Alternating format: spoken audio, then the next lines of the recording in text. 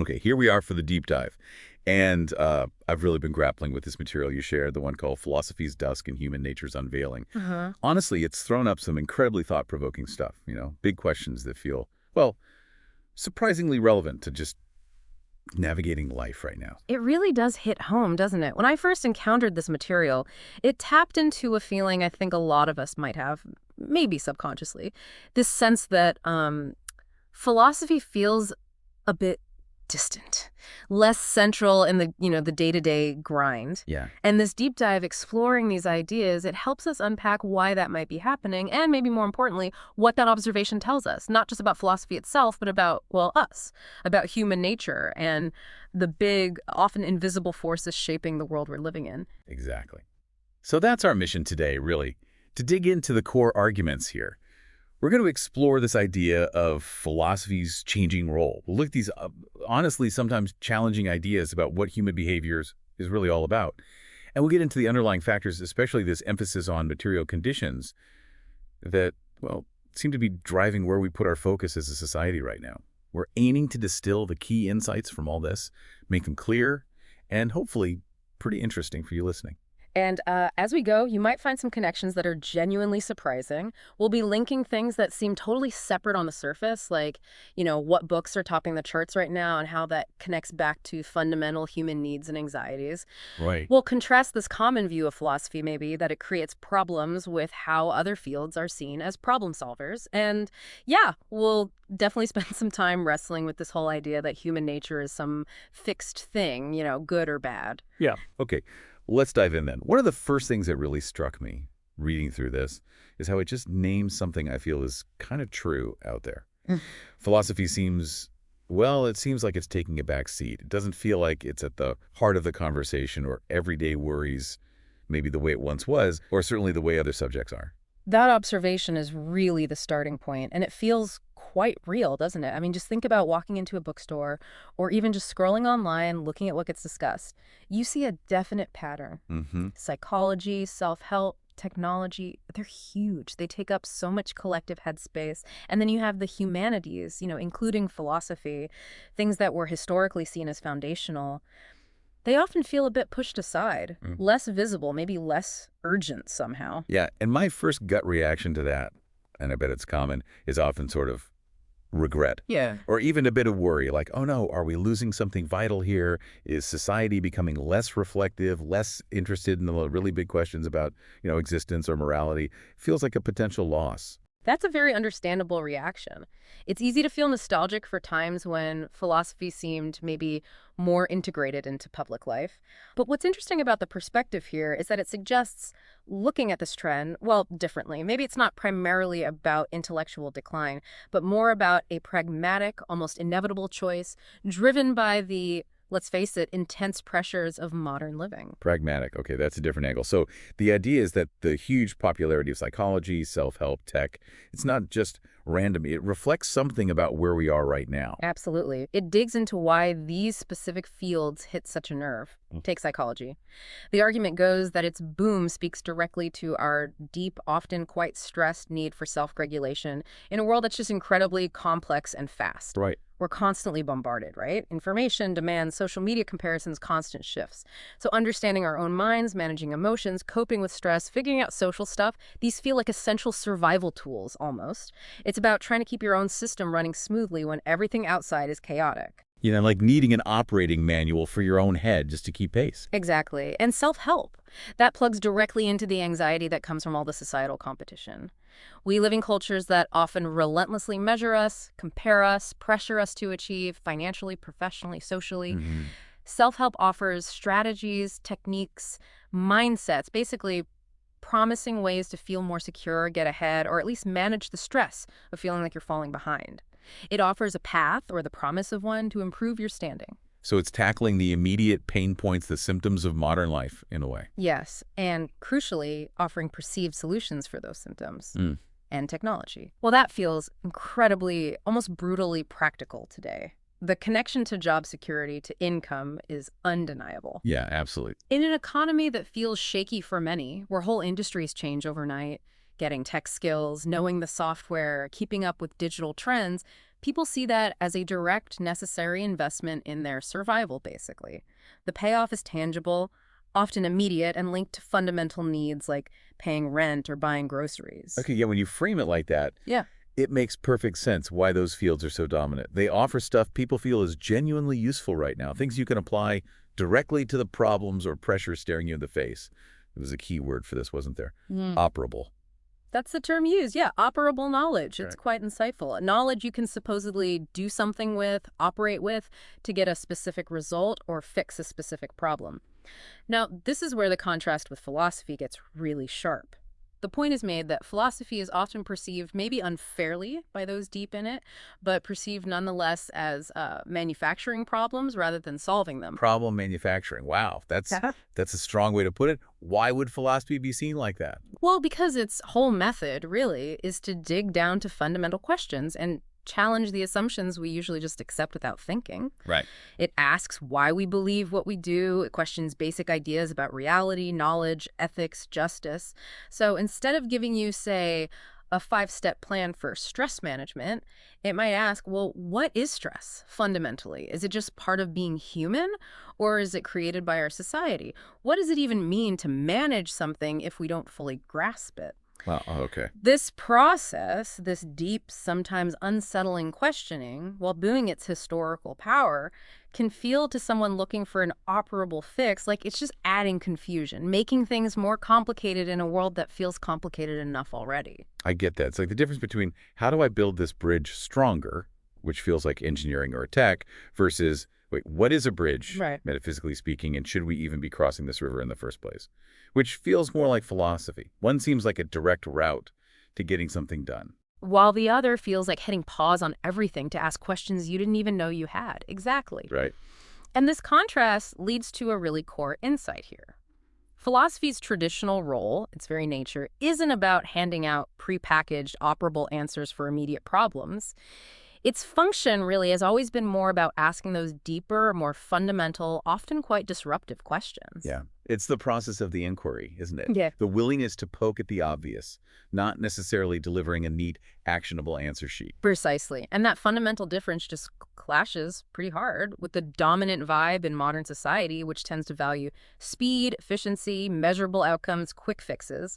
Philosophy, by its nature, it doesn't slot easily into that framework. It's not built for speed or immediate tangible results. Okay, that lays out a really compelling reason for why philosophy might feel less prominent, less popular today. But it kicks up a deeper, maybe more uncomfortable question, doesn't it?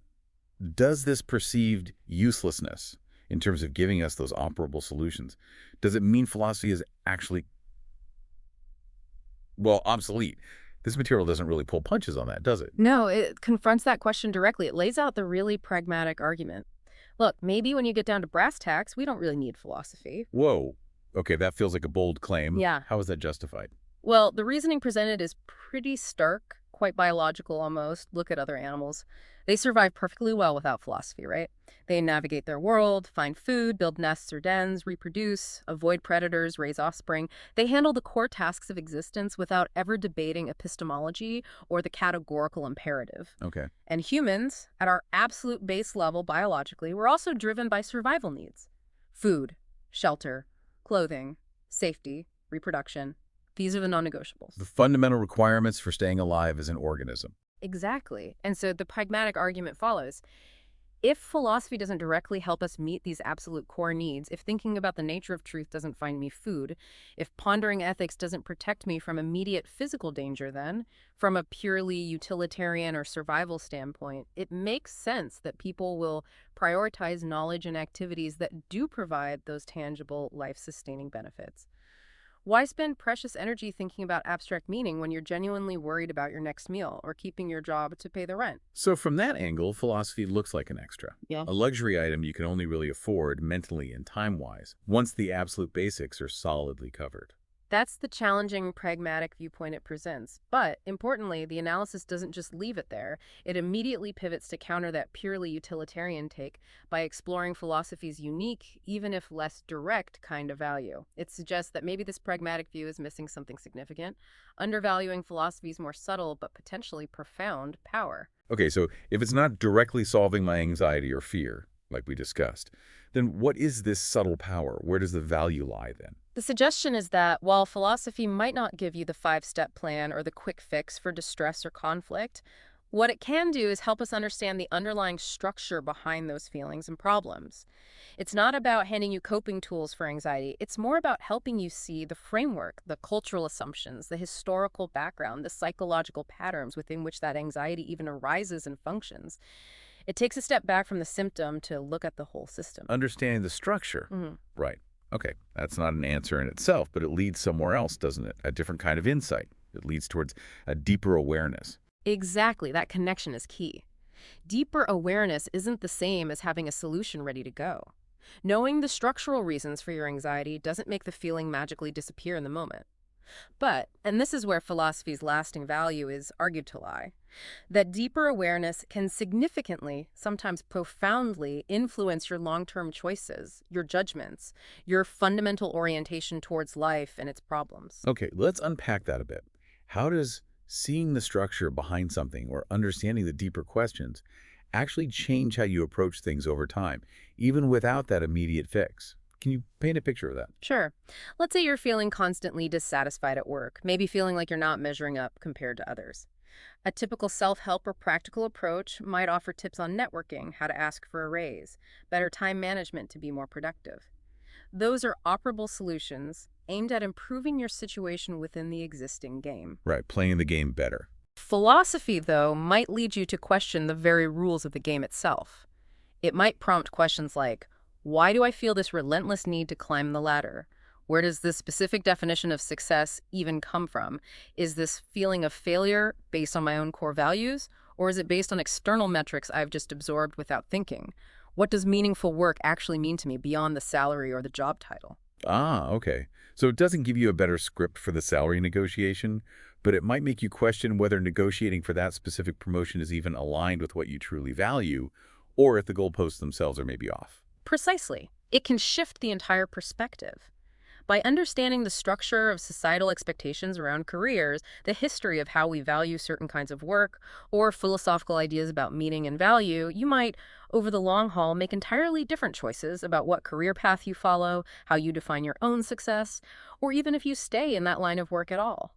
Your long-term judgment about what makes a fulfilling life can change dramatically, not because you got an answer, but because you grasped the deeper questions and assumptions involved. That makes a lot of sense. It's a more subtle, maybe slower acting influence that helps you recalibrate your compass over time, rather than just giving you directions to the next immediate turn. And I guess in a world obsessed with instant results and optimization, that slower structural recalibration feels less immediately valuable. And perhaps that's exactly why it feels less urgent or necessary in a society geared towards speed, efficiency, and quick payoffs. Its power lies in shaping the long-term trajectory through deeper structural understanding, not in providing instant relief or a quick win. It's like the difference between constantly putting out small fires versus understanding and fixing the faulty wiring that's causing them in the first place. Okay, that really clarifies philosophy's potential role, even if it's not dominating bestseller lists right now. Let's shift gears a bit because another huge theme here, one that feels deeply connected to this idea of conditionality, is the nature of human nature itself. It strikes me, looking at this, how often we try to pin down human nature, give it a universal definition. Are we fundamentally good, fundamentally bad, noble, fallen? We seem desperate for a simple label. It's a very powerful urge, isn't it? We like clear, stable categories, especially for understanding ourselves and predicting others. It feels safer somehow. But the argument here is quite strong. Reality is just far more complex, far more fluid than those neat little boxes allow. So how does it push back against that fixed definition? What's the alternative view presented? It really emphasizes the incredible variability we see in human behavior. Yeah. And it argues this variation isn't just random noise or proof of inconsistency, but instead is highly dependent on external factors. Specifically, it highlights the crucial influence of social conditions and, very importantly, resource availability. So our environment isn't just a passive backdrop, it's actively shaping who we seem to be and how we act. Exactly. There's a really powerful example used. Think about someone living in a place characterized by peace, security, and abundance. Resources are easy to come by, social support is strong, threats are low.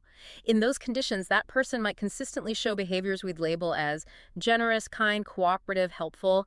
They have the security and freedom to let those aspects flourish. Okay, yeah. In that scenario, you'd look at that person and the people around them, and you could easily think, see, human nature is basically good. Right, but then the challenge comes immediately. Consider the exact same person transplanted into a radically different setting. Maybe a situation of extreme scarcity, high insecurity, intense conflict or competition over basic necessities. The suggestion is that in that environment, the very same individual might start exhibiting behaviors we'd label as self-interested, competitive, maybe even ruthless or cruel, simply as a strategy to survive or protect themselves and their loved ones. Wow. So the same person potentially showing what look like completely opposite natures just because the external conditions flipped. That's the crux of the insight here. This variability isn't necessarily proof that someone suddenly changed from good to bad. Instead, it strongly suggests that human nature isn't some fixed state or unchanging essence you're born with.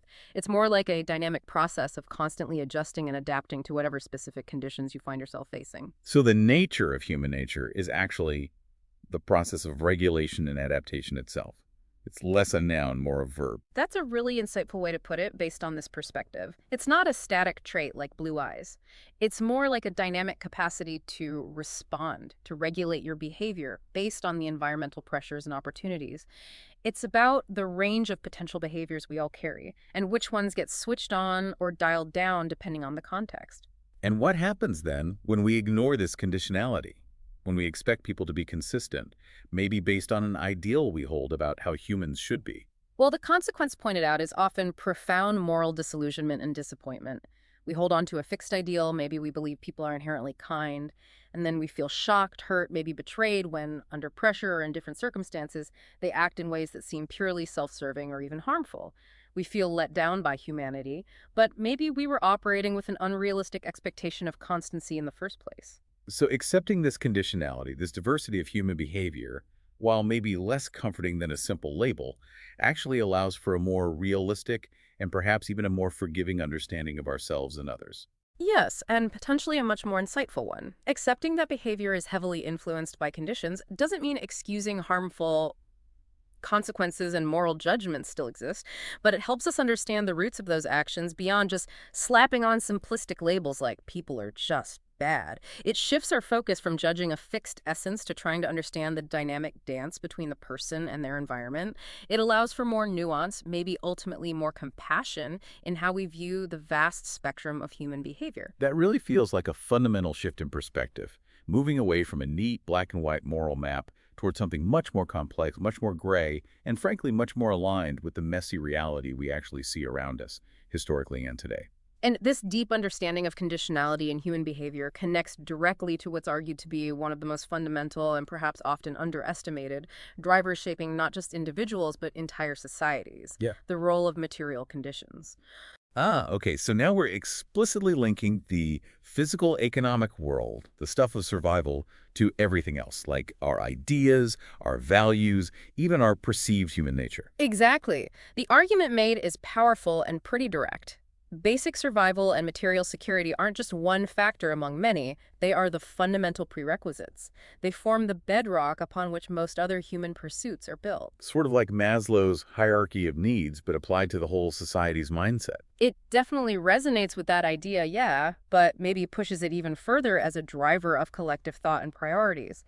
The argument is that it's really only when fundamental needs, reliable food, adequate shelter, physical safety, basic health, are consistently met for a significant portion of the population, that individuals and societies as a whole gain the necessary energy, time, mental space, and frankly, the luxury to focus intensely on questions of meaning, dignity, value, abstract justice, or deep philosophical exploration. If you're constantly hungry, cold, or fearing for your safety, your mental energy is understandably focused on immediate survival. Abstract questions take a back seat. That makes total intuitive sense. Yeah, It's hard to contemplate the cosmos when you're worried about where your next meal is coming from. precisely. And there's a strong link proposed between economic stability and the flourishing of intellectual and cultural life.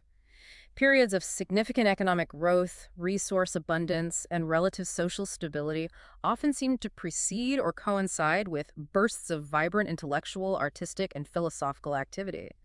When a society feels fundamentally secure in its basics, there's just more collective bandwidth and freedom to explore abstract ideas, debate values, create complex art, pursue knowledge for its own sake. It's like a collective sigh of relief that allows for these higher pursuits to emerge. You could put it that way.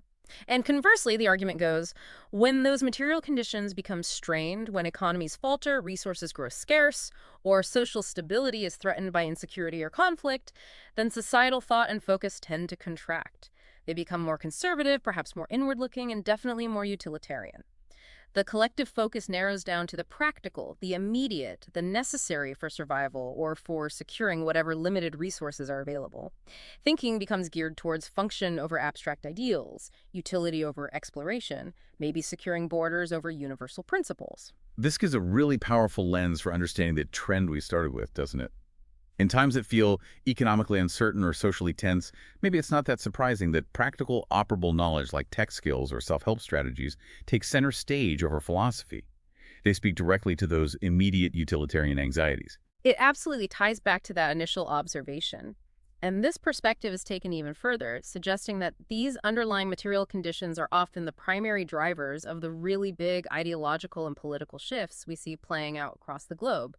Things like the recent move away from globalization towards more deglobalized thinking, or the swings we see between liberal internationalism and various forms of nationalism or populism. Right, and those are usually framed as battles of ideas, aren't they? Clashes between different political philosophies or worldviews. And that's where this analysis offers perhaps its most challenging edge. It argues that while the debate of ideas is definitely happening on the surface and shapes the narrative, the real engine driving these huge, sometimes baffling societal shifts isn't necessarily the abstract appeal or logic of the ideas themselves.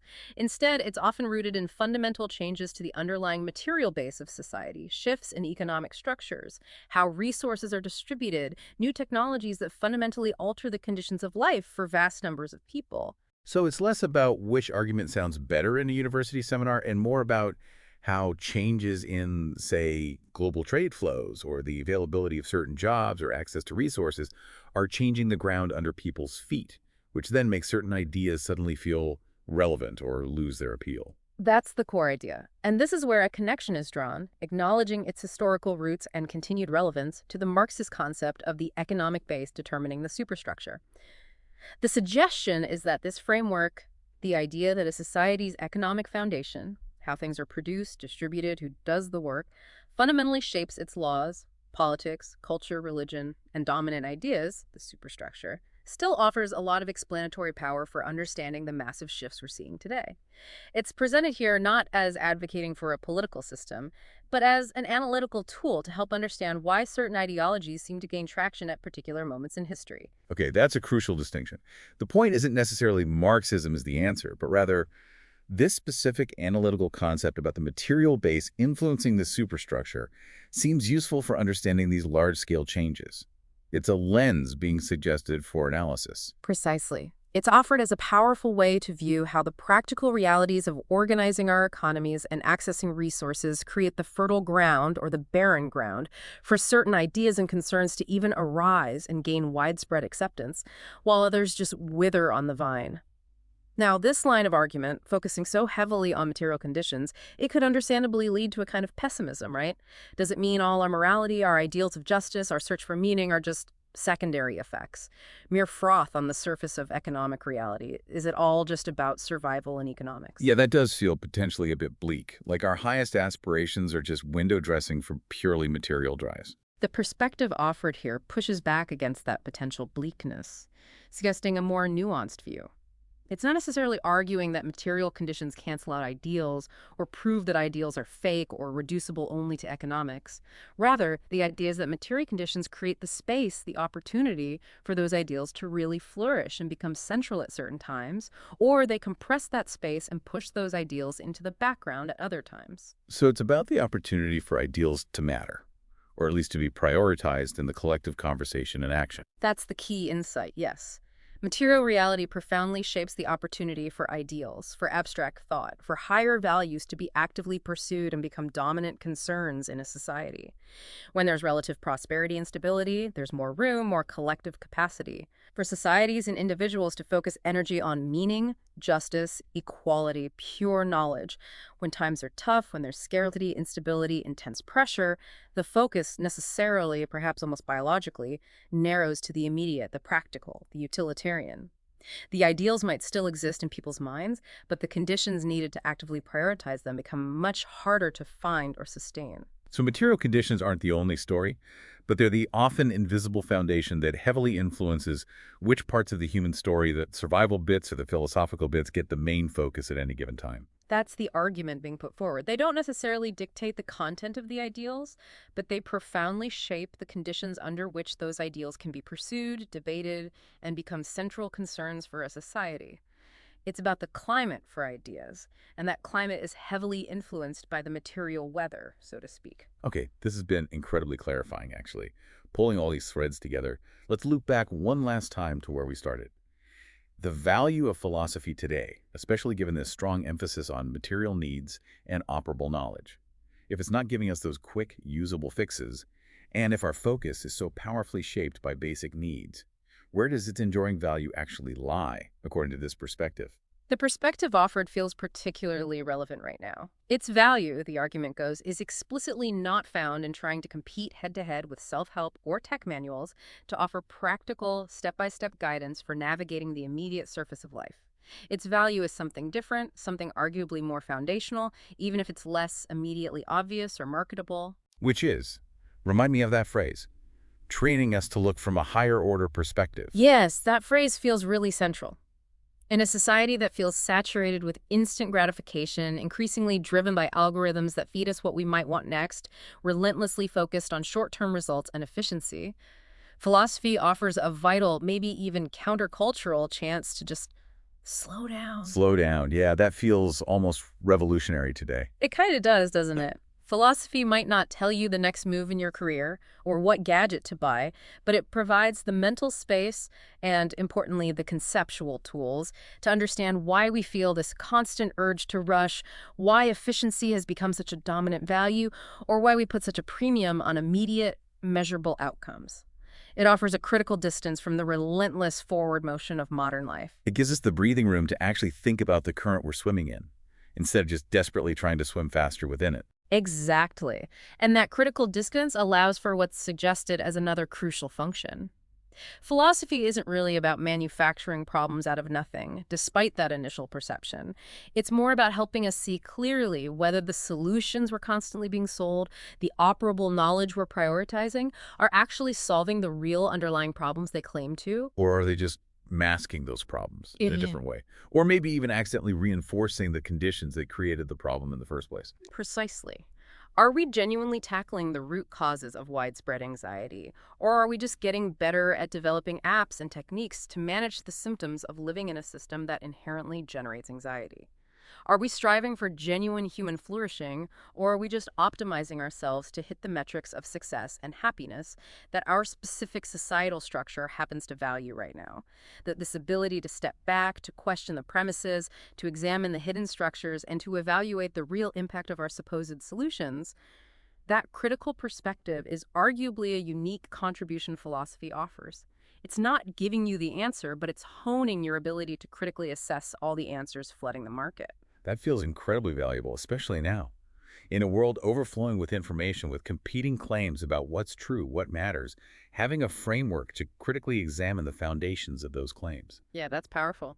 The case made here is certainly compelling. It's a different kind of power than, say, coding an app or discovering new medicine, but perhaps just as essential for navigating the complexities of existence. This deep dive has really pulled some threads together for me. Let's try and summarize the absolute core insights that really stand out from this exploration. Okay. Well, first, that current societal focus on the practical, the operable, psychology, tech, self-help, it's deeply understandable given modern pressures.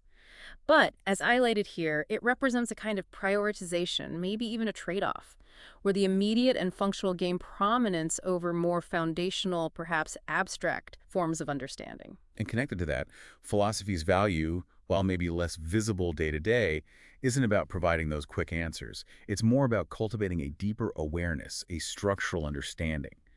It's not aiming for instant fixes, but it can subtly change our long-term direction by shifting how we see fundamental issues. Right, and we talked about how human nature is presented not as some fixed good or bad thing, but as fundamentally adaptive, constantly shaped by environment and resources. Accepting this conditionality, while maybe messing with simple moral formulas, offers a more realistic, maybe more inclusive way to understand ourselves and others, moving beyond rigid ideals. And underlying so much of this is the profound role of material conditions. The argument is strong that basic survival and economic security aren't just side factors. They are prerequisites that create the space, or shrink it for societies and individuals, to focus on higher pursuits. These conditions often drive big ideological shifts more powerfully than abstract debates alone. Yes.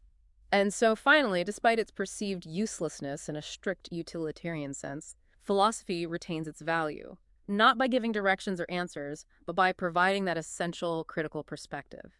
It equips us to question assumptions, to see the underlying structures behind both the problems we face and the solutions we're offered. So thinking about all this, what's the final thought I'm taking away, the thing to maybe keep mulling over, and maybe something for you, the listener, too? Well, one powerful concluding idea is that philosophy isn't some detached ivory tower activity separate from or higher than the messy reality of life. Actually, its strength might lie in its deep connection to reality because it acts as a constant, necessary reminder that so many of the ideas, values, and assumptions we just take for granted about work, success, happiness, even human nature itself, aren't actually self-evident laws of the universe. They're constructions, Yeah. products of specific times, places, histories, and material circumstances. Exactly.